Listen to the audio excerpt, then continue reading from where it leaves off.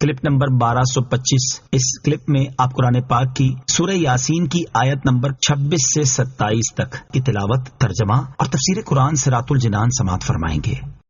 بسم اللہ الرحمن الرحیم۔ ترجمہ: اللہ کے نام سے شروع جو نہایت مہربان رحمت والا ہے۔ قیل ادخل الجنہ قال یا لیت قومی یعلمون بما غفر لی ربی وجعلنی من المکرمین۔ ترجمہ: اس سے فرمایا گیا کہ تو جنت میں داخل ہو جا۔ اس نے کہا اے کاش کہ میری قوم جان لیتی جیسی میرے رب نے میری مغفرت کی اور مجھے عزت والوں میں شامل کیا۔ قیل، اس سے فرمایا گیا۔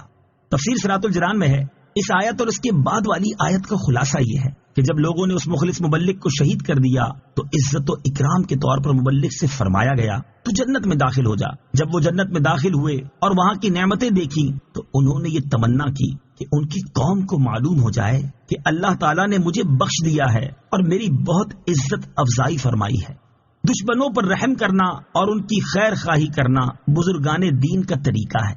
تفسیر صراط الجنان میں ہے اس آیت سے معلوم ہوا کہ اس مخلص مومن اور خیر خواہ مبلغ نے زندگی میں بھی اور موت کے بعد بھی اپنی قوم کا بھلا چاہا اور ان کے ایمان لانے کی تمنا کی۔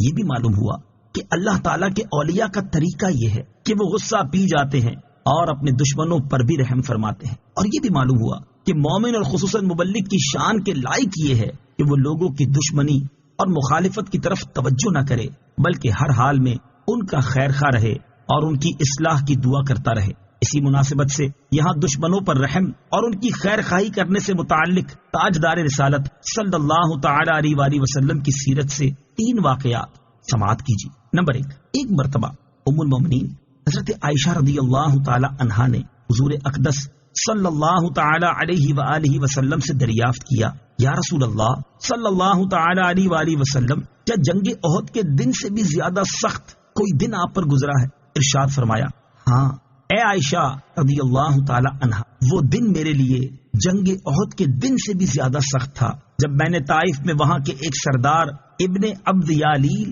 بن عبد کلال کو اسلام کی دعوت دی۔ اس نے دعوت اسلام کو حقارت کے ساتھ ٹھکرا دیا اور اہل طائف نے مجھ پر پتھراؤ کیا۔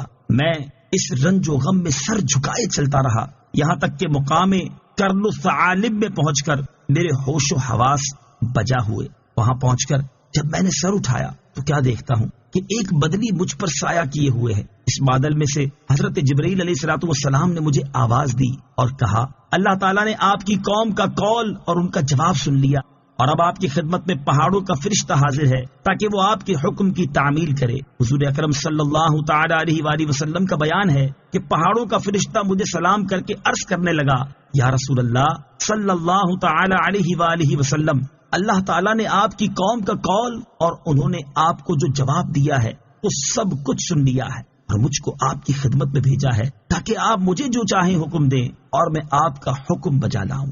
اگر آپ چاہتے ہیں کہ میں اخشبین یعنی ابو قبیس اور کوعی کیعان نام کے دونوں پہاڑوں کو ان کفار پر الٹ دوں تو میں الٹ دیتا۔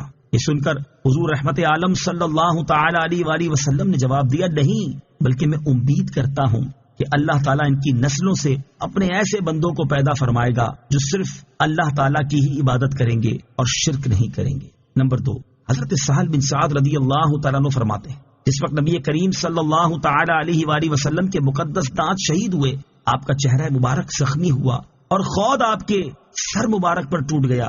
اس وقت میں وہاں حاضر تھا اور میں انہیں بھی جانتا ہوں جنہوں نے آپ کے چہرے سے خون دھویا اور جنہوں نے چہرے پر پانی ڈالا، اور میں یہ بھی جانتا ہوں کہ آپ کے زخم پر کیا چیز ڈالی گئی جس سے خون رک گیا۔ اللہ تعالیٰ کے رسول محمد مصطفیٰ صلی اللہ تعالی علیہ وآلہ وسلم کی شہزادی حضرت فاطمہ الزہرا رضی اللہ تعالی عنہا چہرے سے خون دھو رہی تھی اور حضرت علی المرتضی کرم اللہ تعالی وجہہ الکریم ان کے پاس اپنی ڈھال میں پانی بھر بھر کر لا رہے تھے۔ جب حضرت فاطمہ نے اپنے والد گرامی کے چہرے سے خون دھو لیا تو کھجور کی چٹائی کا ایک ٹکڑا جلایا اور اس کی راکھ زخم پر رکھ دی یہاں تک کہ خون بہنا رک گیا۔ پھر اس وقت سید المرسلین صلی اللہ تعالی علیہ وآلہ وسلم نے ارشاد فرمایا اس قوم پر اللہ تعالیٰ کا غضب شدید ہوا جس نے رسول اللہ صلی اللہ تعالی علیہ وآلہ وسلم کے چہرے کو زخمی کیا، پھر کچھ دیر ٹھہرنے کے بعد دعا فرمائی، اے اللہ عز و جل میری قوم کو بخش دے کیونکہ وہ مجھے نہیں جانتے۔ ایک تیسرا واقعہ،